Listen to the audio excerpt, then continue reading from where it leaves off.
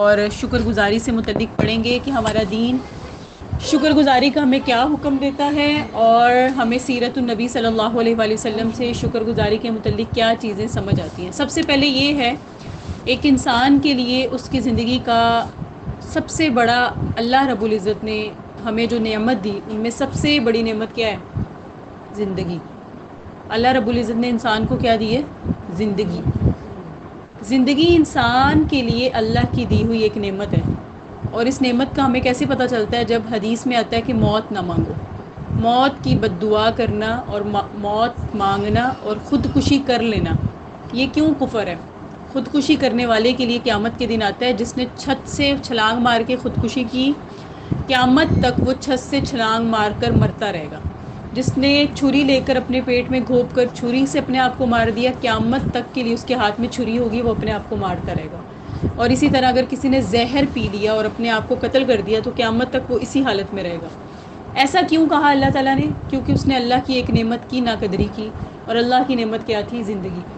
جو انسان اللہ کی نعمت یعنی زندگی کی نہ شکری کرتا ہے، نہ قدری کرتا ہے، اللہ تعالیٰ نے کہا وہ کفر پہ مرا، کیونکہ اس نے خودکشی کی۔ خودکشی کرنے والے کے متعلق آتا ہے اس کا نماز جنازہ بھی نہ پڑھاؤ، کیونکہ اس نے بہت بڑا کفر کا ارتکاب کیا، کیونکہ اس نے خودکشی کر لی۔ یعنی اللہ نے اسے ایک زندگی دی، اللہ نے اسے بھی سانسیں دی، اللہ تعالیٰ اس سے سانسوں سے خیر کے کام بھی لے سکتا تھا، لیکن وہ اس پہ راضی نہ ہوا، اسے لگا مجھے ایسی زندگی نہیں چاہیے۔ اس نے اللہ کی دی ہوئی نعمت کی ناقدری کی اور وہ مر گیا، گویا اس نے ناشکری کی۔ ناشکری کی وجہ سے اللہ تعالیٰ نے فرمایا وہ کفر پہ مرا۔ سوال یہ پیدا ہوتا ہے کہ اللہ کی اتنی بڑی نعمت ہے زندگی، ہم نے تو کبھی زندگی کا بھی شکر گزاری نہیں کی۔ اللہ تعالیٰ نے جو ہمیں سانسیں دی ہیں نا، ہم ان سانسوں پر بھی اللہ کا شکر گزاری نہیں کرتے، اللہ کی شکر گزار نہیں ہوتے۔ اور زندگی نعمت بن جائے اگر، تو اللہ تعالیٰ آپ کو وقت کا ولی بنا دیتے ہیں، اگر سانسوں کا حق ادا کرنا آ جائے۔ اگر انسان کو اپنی سانسوں، اپنے لمحات اور اپنے وقت کی قدر آ جائے تو اللہ اسے دنیا میں ولی بنا دیتا ہے۔ اسی لیے حشر کے دن ہر انسان کی ایک تمنا ہوگی، اور وہ انسان وہ ہوں گے جنہوں نے زندگی ناشکری میں گزاری یا اللہ تعالیٰ کی ناراضگی میں گزاری۔ آپ کو پتہ ہے جب ہم مریں گے تو اللہ تعالیٰ پوچھیں گے کہ کچھ چاہیے، تو انسان کہے گا میں چاہتا ہوں کہ میں دوبارہ ایک دفعہ دنیا میں واپس چلا جاؤں۔ یہ اس وقت سمجھ آئے گی زندگی کیا ہے، اور زندگی کی نعمت اور زندگی جیسی جو اللہ نے ہمیں نعمت دی ہے اس کی قدر ہمیں کب سمجھ آئے گی؟ جب ہم اللہ سے یہ تمنا کریں گے کہ مجھے ایک دفعہ دنیا میں واپس بھیج دیں۔ اللہ پوچھیں گے دنیا میں واپس جا کے کیا کرو گے؟ تو انسان کہے گا کہ میں ہر سانس کے ساتھ آپ کا شکر گزار بنوں گا، ہر سانس میں آپ کی فرما برداری کروں گا۔ لیکن اللہ کا پھر ایک اس وقت میں کال ہوگا، اللہ فرمائیں گے میرا قانون، میرا اصول ہے کہ میں جسے ایک دفعہ دنیا سے اٹھا لوں اسے کبھی بھی واپس، آپ دیکھ لیں چیخنا چلانا ہوتا ہے جب میت سامنے پڑی ہوتی ہے، اتنے بڑے بڑے خاندان چیخ رہے ہوتے ہیں، رو رہے ہوتے ہیں۔ اللہ تعالیٰ کا قانون ہے کہ اللہ جب کسی کو ایک دفعہ دنیا سے لے جائے اللہ اسے واپس نہیں بھیجتے۔ اللہ کے نبی علیہ السلام جب دنیا سے تشریف لے کے گئے، مدینہ میں کہا جاتا ہے مدینہ میں ایسا عالم تھا کہ مدینہ کی گلیوں میں صحابہ کرام دیوانہ وار پھر رہے تھے، ان کے ہوش ٹھکانے نہیں تھے۔ حضرت عمر جیسے نے تلوار نکال لی اور کہا جس نے یہ کہا کہ حضور دنیا سے واپس چلے گئے میں اس کا سر قلم کر دوں گا، کیونکہ اللہ کے نبی نہیں جا سکتے۔ بڑے بڑے صحابہ کرام اس وقت میں اپنے عقل کھو بیٹھے تھے، اور صحابہ کرام کی زندگی کا ایک ہی مقصد تھا اللہ کے نبی کو دیکھنا، اور وہ اس وقت میں ایسی کیفیت میں تھے، وہ کہتے تھے اب حضور نہیں رہے تو ہماری زندگی کا فائدہ کیا ہے؟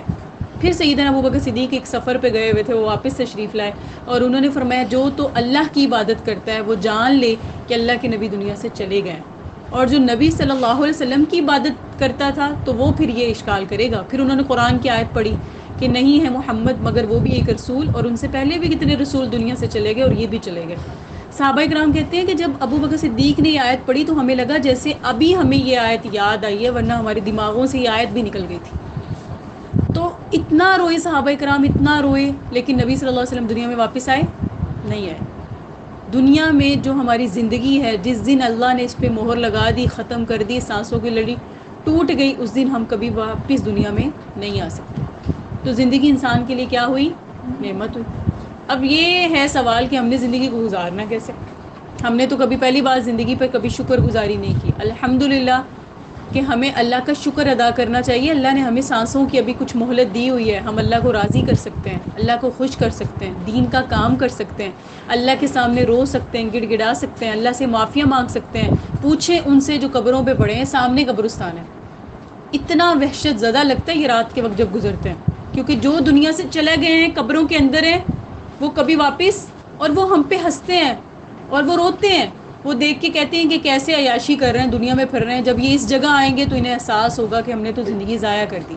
کہا جاتا ہے ایک اللہ والے قبرستان سے گزرے اور اس میں کوئی رات کے وقت میں تلاوت کر رہا تھا، قبر میں مردہ، اور آوازیں آ رہی تھی کہ وہ تلاوت کر رہے ہیں، تو انہوں نے گزرتے گزرتے جنہوں نے سنا کہ وہ تلاوت کر رہے ہیں قرآن کی، تو انہوں نے کہہ دیا سبحان اللہ۔ کیا کہا؟ سبحان اللہ۔ تو اندر سے آواز آئی، مردے نے کہا کہ مجھے مرے ہوئے کئی 100 سال گزر گئے اور کئی 100 سال سے میں اللہ کی عبادت کر رہا ہوں، میں یہاں تلاوت کر رہا ہوں، لیکن تمہارے ایک سبحان اللہ سے جو تمہیں ثواب ملا، مجھے اتنے 100 سال اللہ کی یہاں رہ کر تلاوت کرنے سے نہیں ملا۔ پھر پتہ چلا کہ دنیا میں رہ کر ہمارا ایک سبحان اللہ کہنا بھی ہمارے لیے، ہمارے اکاؤنٹ میں یوں سمجھ لیں کچھ نہ کچھ بھر رہا ہے، ہمارے جو نیکیوں کا اکاؤنٹ ہے اس میں کچھ آ رہا ہے۔ لیکن جب ہم دنیا میں رہ کر کچھ کر ہی نہیں رہے، نہ عبادت کر رہے ہیں، نہ اپنی زندگی پر شکر گزاری کر رہے ہیں، نہ اللہ کی نعمتوں کی شکر گزاری کر رہے ہیں، تو ہمارا جینا کیا وہ مقصد ہم پورا کر رہے ہیں جو اللہ تعالیٰ نے ہماری زندگی کا مقصد ہمیں دیا؟ آج ہر بندہ، قسم کھا کے کہہ رہی ہوں، بے مقصد زندگی گزار رہا ہے، ہر انسان بے مقصد زندگی کا کوئی مقصد ہی نہیں ہے، پوچھا جائے تو بے مقصد زندگی ہے، وہ مقصد نہیں ہے، مال کما لینا کوئی مقصد نہیں ہے، انسان اگر مال کما رہا ہے یہ کوئی مقصد نہیں ہے۔ اللہ کے نبی علیہ الصلوۃ والسلام نے فرمایا جب انسان دنیا سے جاتا ہے تو اس کے ساتھ 3 چیزیں جاتی ہیں۔ قبر میں میت اٹھاتے ہیں، اشہد ان لا الہ الا اللہ، کلمہ شہادت پڑھتے ہوئے جب لے کے جاتے ہیں نا تو اس کے ساتھ 3 چیزیں چل کے جا رہی ہوتی ہیں۔ ایک اس کے اہل و عیال جو کندھا دے رہے ہیں، جنازہ بھائی اسے قبر تک اتار کے آتے ہیں۔ دوسرا اللہ کے نبی علیہ